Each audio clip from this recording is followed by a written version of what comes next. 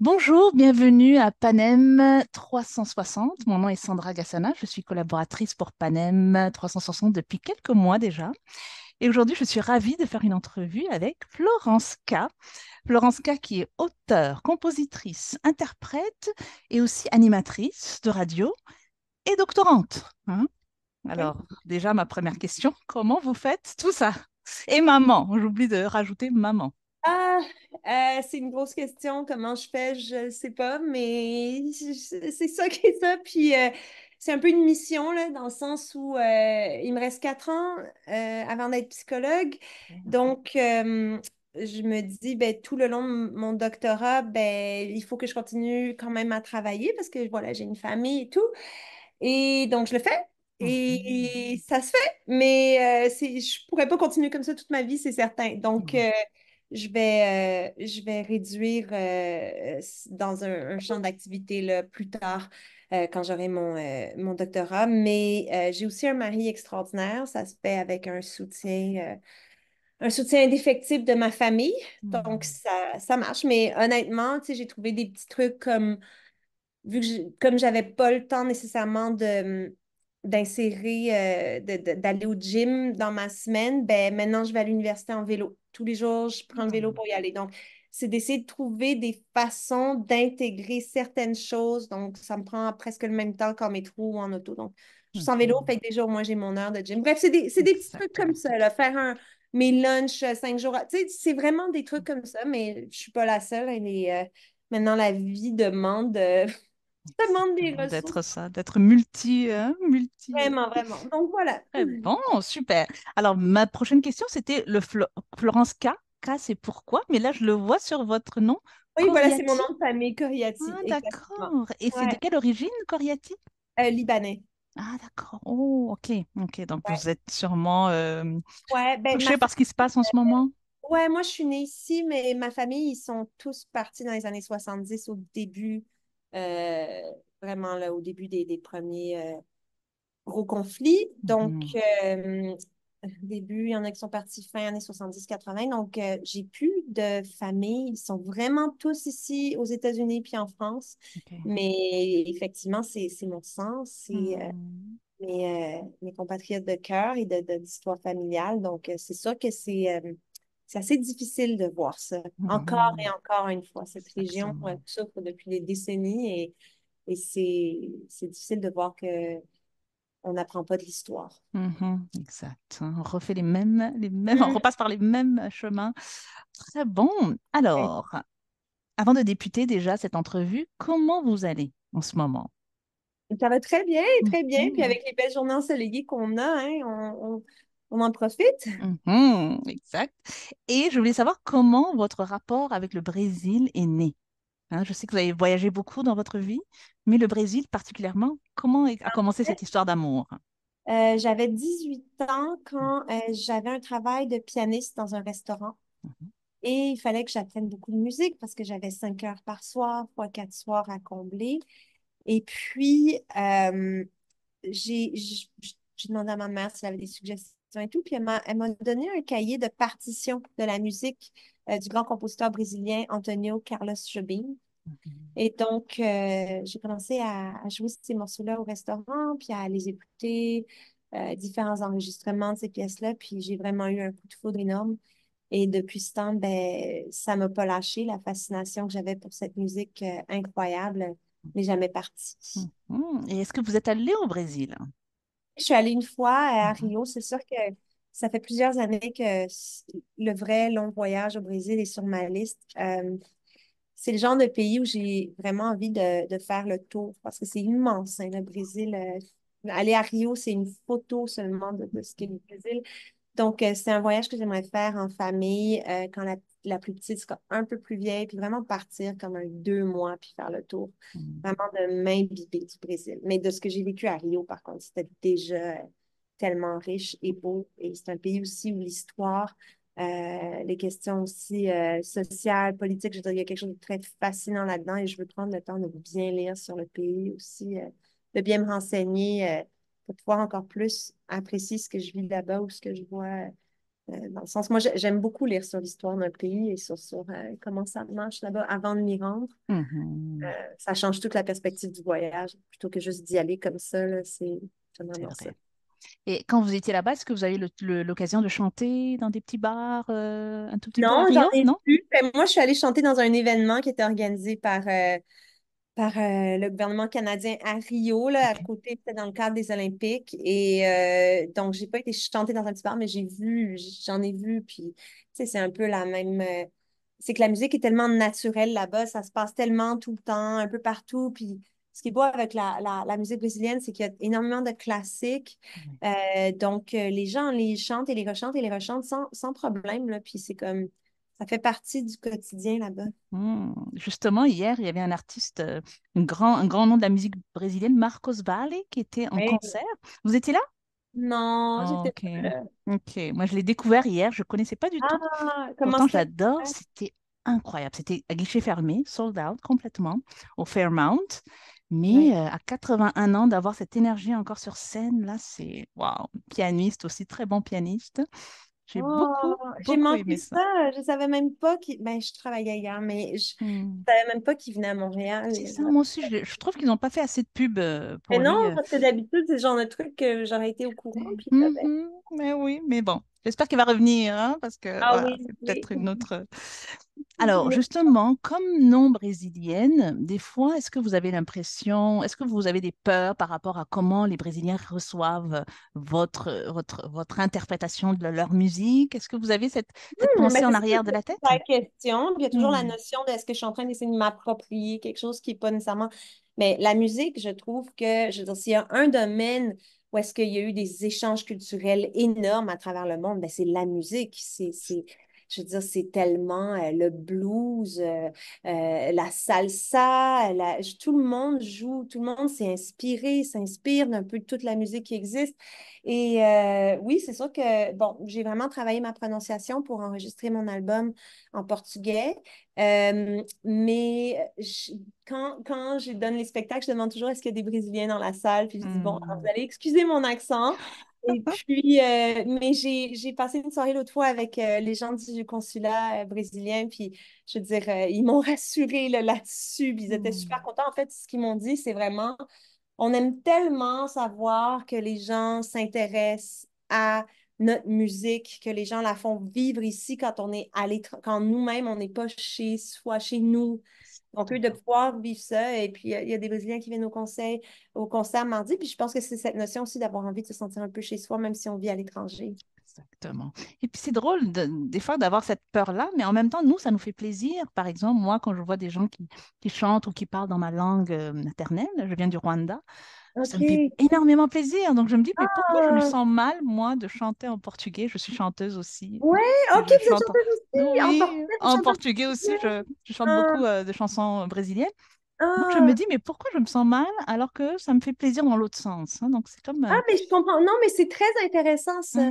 C'est de vraiment. voir. Et je comprends parce que moi, par exemple, bon, il y a une artiste, Andrea Lindsay ou Emily Claire Barlow, qui sont des Ontariennes. Le Mhm, français, c'est pas du tout leur première langue, mhm. mais elles sont tellement tombées en amour avec le français qu'elles ont enregistré en français.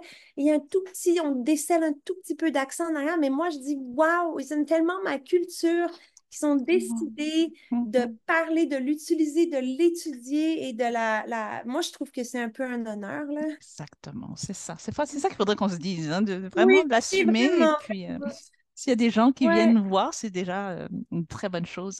Alors, comment s'est fait le exact. choix des chansons que vous avez mis dans Brésil, mon amour? Comment vous les avez sélectionnées? Parce que C'est c'est pas pas un choix facile. facile. Mhm. Comme vous le savez, Mhm. Joby, mais le répertoire brésilien, je veux dire, ils ont énormément de magnifiques pièces, des bijoux. Mhm. Euh, Moi, mon point central, c'était vraiment Jobim. Ça se Mhm. voulait un hommage à Jobim. Donc, déjà, ça en éliminait pas mal. Euh, Par contre, il y en a une que j'ai voulu faire qui n'était pas de Jobim. C'était Take It Easy, My Brother Charles de Oui, John je connais Bain. déjà. Mhm. Mais pour Jobim, bon, j'ai fait des chansons qui étaient évidemment les plus connues, comme Girl from Ipanema, One Note Samba. Et puis, j'ai fait celles qui, moi, viennent me chercher le plus, dans le fond. Donc, moi, j'aime beaucoup la pièce Gingy, j'aime beaucoup Corcovado, Eu sei que vou te amar. Donc, ça, je les Mhm. ai mises parce que j'ai un grand plaisir, une grande joie à les interpréter. Très bien. Et puis, j'ai appris aussi que ça s'est fait très, très vite, ce projet-là. Hein? Ouais, ça s'est fait en quelques jours, puis c'est pour ça que c'est guitare-voix avec un peu de piano. Mhm, C'est un album qui s'est fait. Bon, j'ai pas en ce moment énormément de temps pour composer ou ouais. écrire. Mhm. Donc, j'ai mis cet aspect-là de côté un peu pour le moment à cause de ma mission doctorale. Donc, il me fallait faire un album où je chanterais tout simplement, où Mhm. j'avais pas besoin d'arranger, où j'ai pas cherché à réinventer la roue, j'ai pas de choses à raconter qui sont intimes en ce moment ou quoi que ce soit. J'ai pris des chansons qui avaient déjà été écrites avec tellement de beauté et d'amour et j'ai décidé, ben, c'est ça, de les chanter. Ça s'est fait en quelques jours parce que le guitariste sur l'album, euh, Nicolas Fitzman, il était à Montréal, il est belge.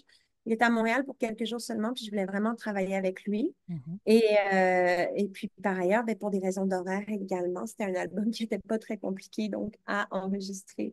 Puis c'est Mhm. pour ça que ça s'est fait de cette façon-là. Très bien. Alors, c'est sûr qu'il n'y avait pas vraiment un grand processus de création vu que c'était beaucoup de reprises, mais d'habitude, votre processus de création dans les albums précédents, comment vous vous y prenez? Est-ce que vous avez une stratégie? Ça fait tellement longtemps que j'ai pas écrit une chanson. Sinon, j'y Hmm, pense pas, mais la dernière fois que j'ai écrit une chanson, je pense que c'était en 2019. ok, avant la Avant, pandémie. il y a comme Hmm, 5 ans. J'ai écrit tellement de travaux scolaires, puis une thèse que j'ai oublié comment ça marche. Mais je vais m'y remettre évidemment un jour, mais je sais plus c'est quoi. Je me mets au piano, puis je mhm, cherche des affaires, puis je fais de l'essai-erreur, puis j'ai pas un seul processus, c'est comme hmm. plusieurs Ok. processus. Donc, commencez Ça a pas évolué. nécessairement avec la mélodie, vous, des fois Non, c'est. puis ça fait 20 ans hein, de carrière. Je pense que j'ai pas mal tout essayé. Donc, Hmm. puis en plus, c'est drôle parce que vous me posez la question et je n'arrive pas à mettre le doigt sur la réponse. Donc, ça doit être qu'il y Ça en a doit pas. être, voilà, un Voilà, mélange de plusieurs choses. Oui, exactement. ça c'est bon. Alors, vous avez plusieurs chapeaux, comme vous avez dit. Quelle place prend la musique en ce moment dans votre vie? Quel pourcentage, s'il fallait mettre un pourcentage là, que la musique prend dans votre vie en ce moment? Ben, la musique en ce moment, elle est toujours omniprésente, ça ne change pas. Ben, c'est sûr que je suis en tournée, donc j'en fais, mais de façon très relaxe parce que c'est de la musique qui est très calme, très relaxe. Hmm, Comme je l'ai dit, c'est pas un show qui est compliqué. hmm, Donc, ça revient un peu à la source, tu sais. C'est mélodie, guitare, piano. Donc, c'est vraiment l'idée que la musique, ça ne devait pas être un stress en ce moment pour moi. ouais. J'avais besoin que ce soit facile parce que, justement, à cause de tout le reste. Et donc, c'est quelque chose qui n'est pas extrêmement. La musique, ça a déjà été, quand j'étais dans les années vraiment de comme, tu sais, faut pousser le développement, puis que ça joue à la radio, puis que ça aille dans les charts, puis il faut vendre des disques, ou il faut faire des streams, ou faut. Tu sais, ça, c'est stressant, là. On finit par associer un stress puis une compétitivité à la musique. Mhm, Puis des fois, là, ça nous rend tannés de la musique même. Le fait de, c'est vrai. je veux dire, la façon dont l'industrie fonctionne, puis on doit se battre pour des fractions de miettes que Hmm. les technologies, les GAFAM nous laissent et tout. Je veux dire, donc, ça peut vraiment nous décourager. Moi, ça m'avait enlevé le goût, même à un Ouais. moment donné. J'avais plus vraiment de plaisir à faire de la musique. C'est revenu maintenant parce que c'est plus mon objectif de carrière premier. C'est autre Hmm. chose. Donc là, c'est un peu pour le plaisir. Puis sinon, ben, j'écoute beaucoup de musique quand j'étudie énormément. J'ai comme des albums. C'est toujours un peu les mêmes parce qu'il faut pas que ça me. Faut que mon cerveau, faut pas qu'il y pense. Tu sais. Donc, c'est drôle, Plus j'ai comme. instrumentaux? Est-ce que vous mettez plus d'instrumental? Non, Non? non, non, c'est drôle, c'est toujours les mêmes. C'est John Mayer. Oh! Euh, ouais. C'est bon, John c'est bon. Mayer, Where the Light Is, qui est son album Mhm, live, un peu continuum. mhm. J'écoute Seu, chanteuse brésilienne aussi. Oui, qui vient d'ailleurs. Vous avez vu qu'elle vient, hein? Ah, quelle Oui, date? le 17 octobre. Ah, là, je vous le dis, là. Ah, merci, je Là, l'adore. bientôt, là. Oui, Je je l'adore, l'adore. moi aussi. Ouais. Oh! Donc, Seu, Marisa Monchi. J'écoute Hmm. aussi Zero Seven, un groupe un peu Oh, je plus connais comme pas du tout. début des années 2000, un peu comme du Moby, tout ça. OK. J'écoute Air. Euh, Hmm. Donc, et puis les quatuors prussiens de Mozart, là, ceux-là. Donc, c'est vraiment, Ah. vraiment. Ah, puis Bébé Gilbert, tout. Donc, Hmm. ouais, c'est beaucoup brésilien. Buena Vista Social Club aussi rentre dans ma OK. liste. Mais c'est ça, C'est c'est vrai. surtout John Mayer et un album de Taylor Swift, celui avec la chanson Cardigan Folklore. Ah, Donc, ok, c'est pas le dernier dernier là? non, c'est ce Ah, qu'elle ok. a fait pendant la pandémie, parce que c'est très Oh simple. oui, Donc, oui. ça, c'est mes albums, vraiment mes albums d'études. Et Ok. écoute, en boucle. C'est un peu Hmm. mais bon. Ah bah, c'est bon. Donc en fait, vous restez toujours près de la musique aussi. Même dans les études, vous êtes dans la musique aussi. Hmm. Encore plus, je dirais Très, maintenant, ouais. très bon.